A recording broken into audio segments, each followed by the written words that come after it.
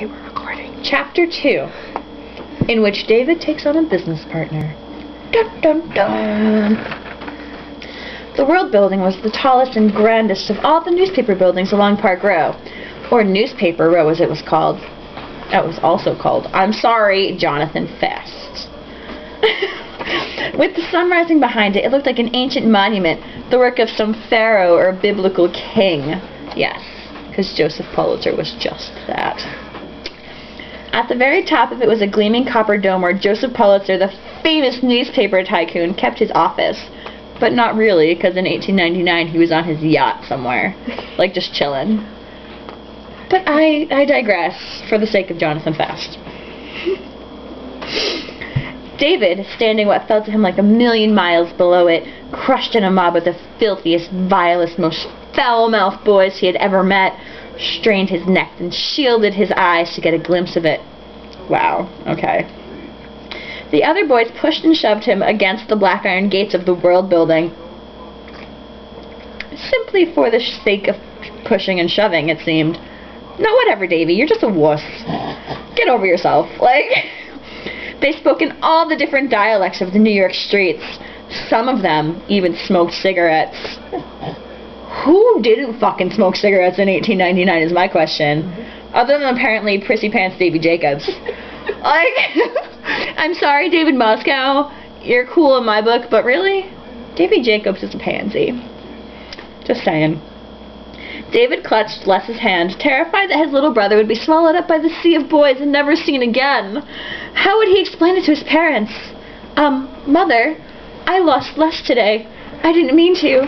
It just happened.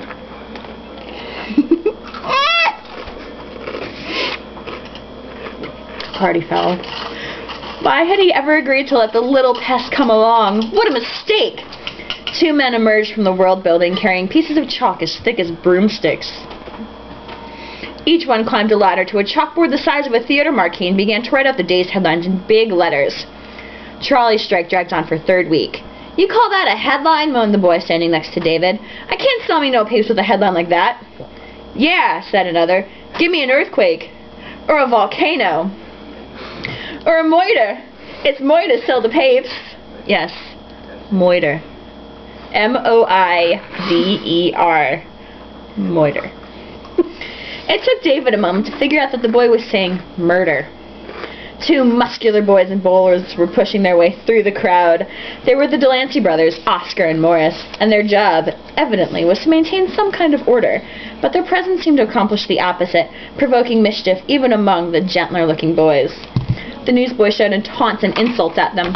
Finally, one of them, a dashing boy of 16 who wore a red bandana around his neck like a cowboy, flipped... Dashing, he says. Dashing young boy of 16. Flipped the derbies off both men and fled. Davy is smitten already. Davy is smitten already. A game of hare and hounds ensued. What the fuck is hare and hounds? I don't know, but a game of hare and hounds ensued, okay? To the delight of the crowd. The boy led his pursuers round and round the statue of Horace Greeley that stood in the center of Newsies Square. Grief number 567. Between me and Jonathan Fest, who from here on out will officially be known as Jonathan Last, because he sucks at his job. Newsies Square does not exist. It does not exist. It is either, well, there's still some debate going on, but it's either Greeley Square or City Hall Park. I'm kind of siding with City Hall Park with this one. You can Google it. Newsies Square isn't real. Like Jonathan Fast, Jonathan Last, stop sucking at your job. Alright. The broad, open space in front of the World Building. Okay, so see, that equals City Hall Park right there. Horace Greeley is in City Hall Park. Real Horace. Whatever. Okay, cool. Where the other newsboys cheered him on. Go, cowboy! Ride 'em, cowboy, they shouted. Every time the Delancey brothers were about to lay their hands on him. Cowboy sprang away, vaulting a hydrant. They didn't have hydrants in 1899. I kind of assumed they were still in buckets at that point. No. They have hydrants? Okay, cool. Or swinging on the great iron gates like a monkey. Oscar and Morris grew short of breath and red-faced with rage. David worried that they would beat Cowboy to death if they ever caught him. Oh, he's sad and worried about him already. Wow. The ringing of a bell signaled the end of the chase. "Coming down the chute," somebody shouted. The huge iron gate swung back and the ocean of newsboys slipped forward, carrying the Jacobs brothers along with them. Being caught up in a mob this way scared Les, and he began to cry and whine that he wanted to go home. Something is very wrong with these Jacobs boys. God, they're pussies. They are. I'm sorry, guys. Luke, David, I love you. And you're a bunch of pussies. Your characters kind of blow. You insisted, David reminded him angrily.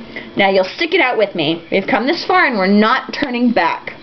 Moments later, they found themselves at a loading dock at the side of the building. Burly men in shirt sleeves were heaving bundled newspapers into horse-drawn carts. The newsboys, pushing and shoving, organized themselves into a semblance of a line in front of a window where a man was passing out newspapers. David watched the boys in front of him carefully so he would know just how to behave.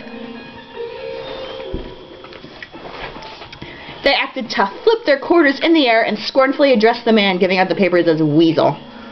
Though his real name was Wiesel. Whatever, same fucking thing. But when David's turn came, he found that he had been too well brought up to do any of these things.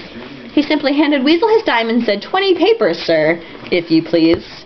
Yeah, because that's not going to get you mugged or anything. Having manners in 1899 is going to get your ass mugged. Davy's asking for trouble, if you ask me. Jack will protect him. Bow, chicka, wow, wow. 20 papers, Weasel said, slapping the papers down on the counter. Move along. But David refused to move until he had counted the papers as he had seen the other boys do. I said, move along.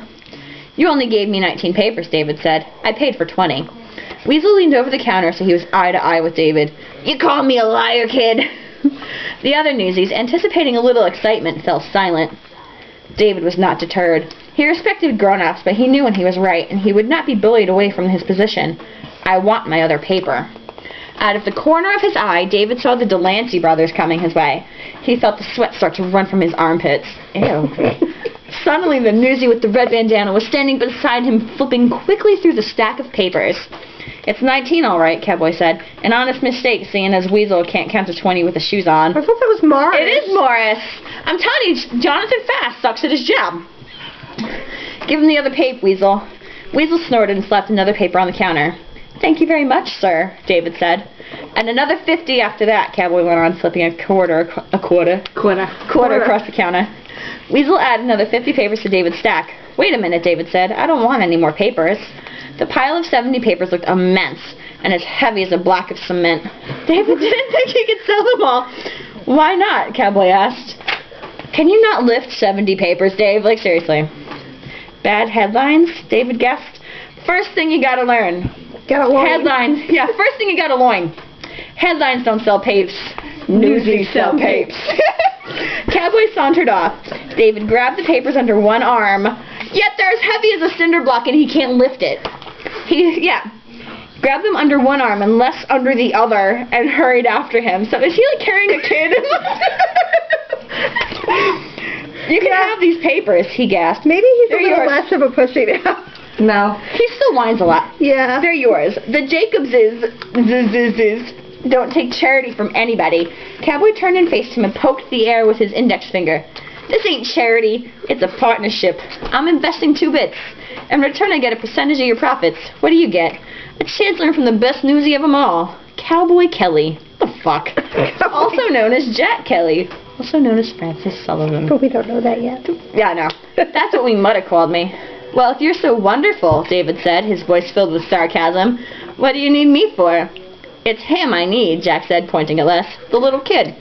Me? Les said, thrilled to have been noticed by anybody. No less such a colorful person as Cowboy. Must be the red bandana. Jack kneeled down beside Les and squeezed his face in his hand. With a puss like this and my God-given talent, we can move 1,000 papers a week. What do you say? Deal? Can we be his partner? Les pleaded with David. Can we? David didn't want to be partners with anybody, particularly not with this fast-talking Irish boy who seemed to live on the edge of the law. How do you know? You don't even know the guy. In David's neighborhood, the Irish boys and the Jewish boys were always fighting. Whatever. He especially didn't want to be dependent on his own little brother. But 1,000 papers a week. If Jack was right, David and his little brother would be able to support the whole family. We've got to split the profits 50-50, David said. 60-40, David said. We forget the whole thing. The two boys stared at each other for a moment, and then David stuck out his hand. Jack spat in his own palm before shaking. Evidently some kind of newsy custom. Les whooped with joy. Whoop! The end of chapter 2.